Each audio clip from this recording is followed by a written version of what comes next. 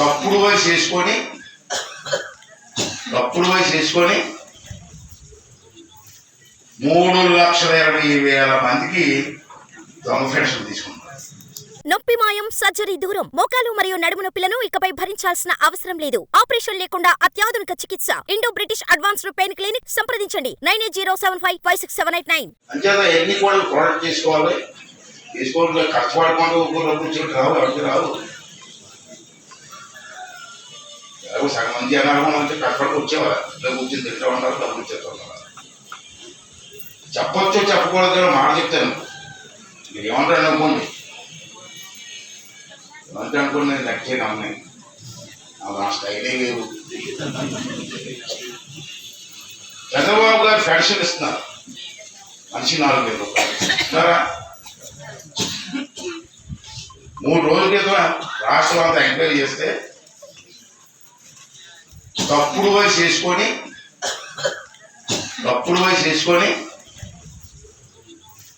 3,20,000 మందికి దొంగ పెన్షన్ తీసుకున్నారు.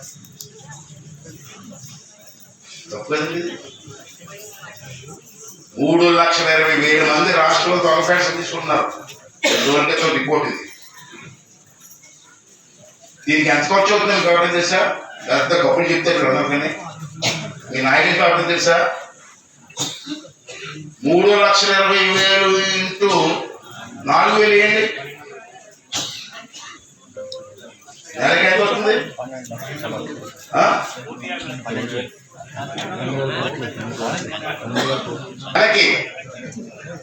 నెలకి ఈ తప్పుడు పెన్షన్ తీసుకున్న వాళ్ళకి దొంగ పెన్షన్ అంటాను. దొంగతనం తీసుకుని దొంగ అది ఏమంటావే, వారికి నెలకి 120 కోట్లు ఇస్తారు. అందరికి కాదు, ఈ దొంగలకి నెలకి. మరి సంవత్సరానికి ఎంత అయింది? 1,440 కోట్లు సంవత్సరానికి. 5 సంవత్సరాలకి ఎంత అయింది? 5 సంవత్సరాలు ప్రభుత్వం ఇవ్వాలి కదా. ఒక 5 సంవత్సరాలు టైం ఇచ్చేది. అది 7,200 కోట్లు. 7,200 కోట్లు మిగిలితే తాండవరానికి ప్రాజెక్టులు 3 ప్రాజెక్టులు కట్టచ్చు. ఏమండి ఇది?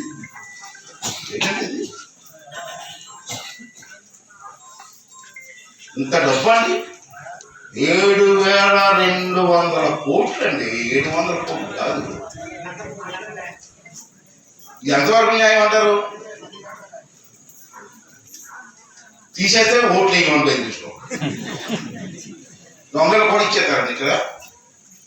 అల్లుడు నాకు ఇవ్వండి, కాదట్లా ఇంకొక మందికి ఇవ్వండి.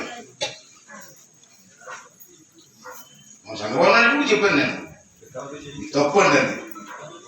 చూస్తారా అంటాడు. ఏం చూస్తారండి? ఇంత డబ్బు కొడతాడు. డబ్బు దాని బదులు రోడ్లు వేసుకోవచ్చు, కాలువలు కలుపుకోవచ్చు, రిజర్వాయర్ కలుపుకోవచ్చు. తాండవాలాంటి రిజర్వాయర్ 3 కట్టచ్చు ఈ డబ్బుతో. ఒకసారి మనకు ఆలోచించాలి కదా. ఎవరు సొమ్ము ఇదంతా ఎక్కడికి వెళ్తుంది సొమ్ము?